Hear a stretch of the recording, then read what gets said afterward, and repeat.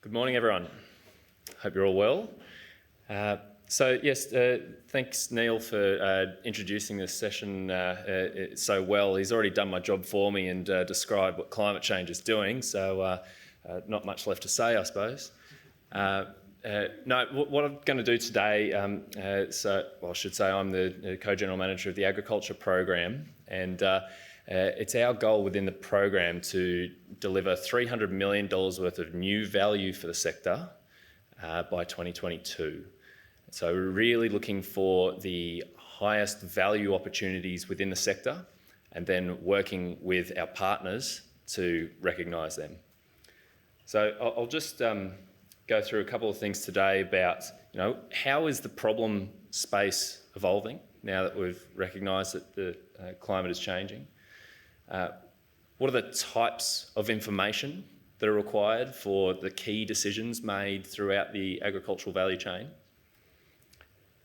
And then we'll look, as Neil alluded to, a little bit about alternatives to this physical risk mitigation, which we're so good at, and look at a little bit in insurance. So, starting, we've got a shifting climate, so we need to recognise that we have shifting problems, so shifting decisions. If we have a look at a graph that everyone's fairly used to seeing, I'd say, here's the change in mean annual temperatures across Australia. If we consider the sorts of decisions that are being made in there was a state where those decisions were fairly consistent. So producers knew that every 1 in 10 years we generally get hit by drought conditions, so I'll plan for that. Every 1 in 4 years I know we get a decent rainfall, so I'm going to design my business around that. However, we've got to recognise that those decisions are changing. And we look at, as this change in climate exists, the types of frequencies which everyone's used to and the businesses are built around are completely different and will continue to change. So we're in a space that's gone from something that's fairly static into an ever-evolving piece. So there needs to be ever-evolving information provided to those decision makers. If we have a look at, here was a piece of work that we've done recently known as the Climate Guides Project, where we worked in partnership with CSIRO and a number of other organisations to generate a simple 4-pager that shows the changes in very specific weather variables that were important to every NRM region around the country. The example I've got up here is the changes in frost occurrence for birch. So the decisions in that region are really concerned around, well, what do the frosts look like later, in winter into that spring period? And there's actually a clear signal in the observations that we're getting more frosts at a later stage, which means that our crops are exposed to higher risk more frequently. So that's the sort of information where we're tying it directly to the decisions that are being made within industry and trying to help spell the picture of what's going on.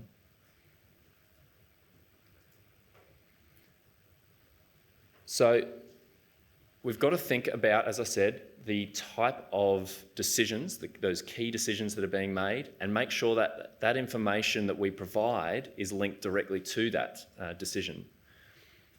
And there's a bit of a gap, and I'm going to show you a few examples to hopefully illustrate the point.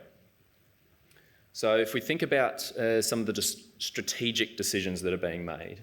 So here's one.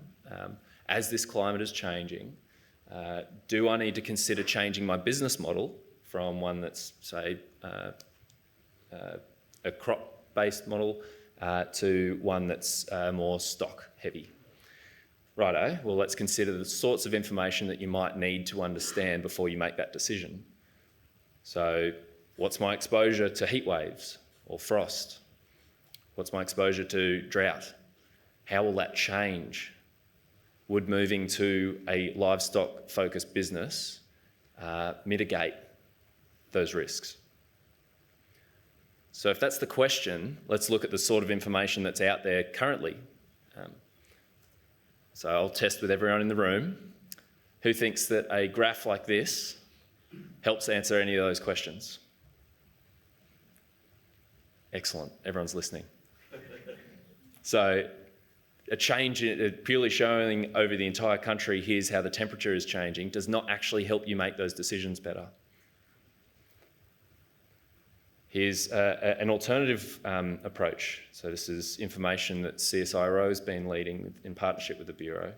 The Climate Change in Australia website can break down the number of projections, tell you the number of projections that are going to be in this danger space.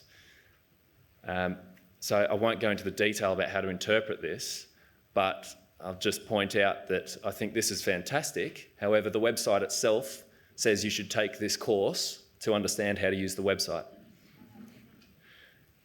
So again, there's a gap. If we're looking for everyone to really understand the sorts of decisions that need to be made, we need to provide more tailored information. Let's look at more of a tactical decision. Shall I sell my cattle or hold on? Is this drought going to continue or not?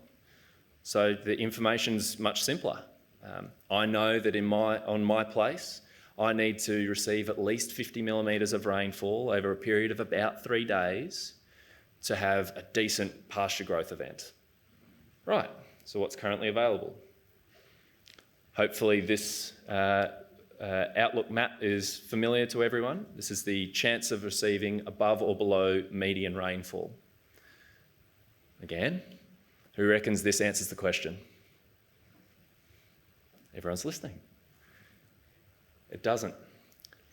Now, the Bureau's Outlook website does have this sort of functionality to drill into, for a specific location, the chance of exceeding rainfall totals. So we're close, and if you didn't know that was there, encourage everyone to have a look. However, it's still, so this example, there's now a 29% chance of receiving at least 50 millimetres, but that's over the entire month of March in this instance. So if we're thinking back to the decision about will I have pasture, that could be 2 mils every day over 25 days. No pasture is going to grow off that, it'll burn off really quickly. Or it could be 50 mils in an hour, which will flush straight down the gullies and out off your property. So again, it's still not tied precisely to the decision that needs to be made, which is, will we have pasture growth? So I don't do this to disparage, merely to point out that we're looking for partners to help start to solve these questions and deliver products and services that are aligned to the needs of the market. In a bit of a different take now, Neil quite rightly pointed out a great example in southwest WA. There's been a reduction in growing season rainfall of 30%. However, we heard yesterday that the production in that zone has maintained its trajectory, or if not improved a little. So we know that there's adaptation going on, great adaptation. But it's generally in a physical sense. So, we're talking about diversifying the ways that you spray, or abilities to sell stock differently, or new mechanical technology. That's great, but it's only holding pace with climate change. We need to look at new ways to provide alternative value add if we're ever going to get anywhere near a $100 billion target. So, that's that point there.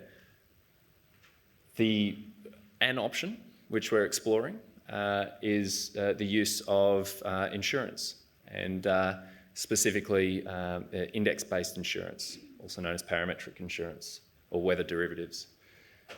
Now, this is a great way of actually mitigating the unexpected or the unavoidable, but doing so that is complementary to the physical mitigations we're doing. So, as I said, it's complementary, and it opens up the opportunity to actually make more decisions that are more risky in a safer way. So that, put differently, there's an opportunity to take more risk to gain more profit without, gambling on the entire property. I'll provide a few examples, and then Dylan will give us a good look later on as well. So here's an opportunity to insure. So wheat yield is shown to reduce by 10% for every degree above 25 degrees during that flowering period. So a weather derivative or index-based insurance policy could be for that 3 weeks of the year where you know you're going to be flowering, pay me out 10% of my potential yield for every degree above 25. There's an insurance policy. Here's an example for hedging some of your risk. So irrigated sugarcane producers, there's a really clear relationship between the amount of rainfall that they receive and the price they have to pay for water. So, quite simply, take out a index-based insurance policy on the amount of rainfall. So for every millimetre that drops below average, you get paid out the equivalent amount that the water market has historically increased. Perfect hedge. Remove all of that volatility from your business. And then this is the space where I think there's a really big opportunity to hit that $100 billion. It's taking bigger risks in a safe manner. So this example, biscuit wheat, is a highly profitable crop. And so if we could enable people to plant more of that biscuit wheat, then they should be more profitable. However, if there's rainfall during when it goes to head, it can split in the head. And so therefore, it's a highly risky thing to do. An insurance policy, rainfall during that period, pay out the losses that I would have had comparable to if I just went the safe option and planted standard wheat. So I hope those provide a bit of an insight as to the opportunities through that sort of insurance method. I'll just have a quick insight as to the sorts of things that we're working on in partnership with a whole range of partners, CSIRO being a primary one. We have a new project called Trusted Private Automatic Weather Stations. And we're looking at capturing this as part of the National Drought Mission, which is currently being explored by a whole range of partners, including ABARES and CSIRO, Bureau, and others. So I'll paint a picture. Here's our producer. And that producer is a fair distance away from the Bureau's official rain gauges in the area.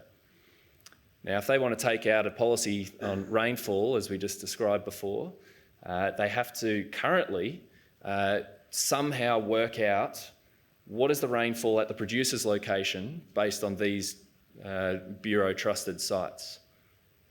Quite rightly, the producer is saying, but I've got a rain gauge, use mine. Now the problem is the insurer says, yeah, but I'm smarter than that. What's going to stop you from putting a glad wrap over the rain gauge and claiming drought? So they're really looking for, can we make that data trustworthy? Because if they can, then not only is the producer happy that we're using their trusted information, their rain gauge, but also it's reducing the risk profile of that actual insurance product. Now, if we're reducing risk to the insurer, guess where the prices can go? We can finally drop the prices in these sorts of policies. which means that more uptake, and therefore we have a sustainable, self-sustaining market. So this is where we're exploring at the minute. We have this project stood up, and we'd really love to hear if anyone would like to be involved. So just in closing, I think there's 3 things I'd like to send home with you today.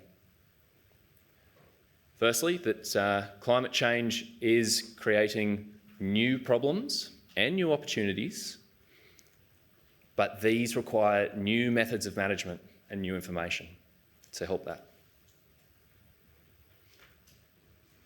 Decision makers currently have access to information, but it needs to be tailored to their key decisions. Again, looking for anyone to work with us to achieve that. And finally, insurance provides the opportunity for new profitability within this sector. So if we're going to be hitting that $100 billion target, this is a fantastic space to start looking. Thanks for your time.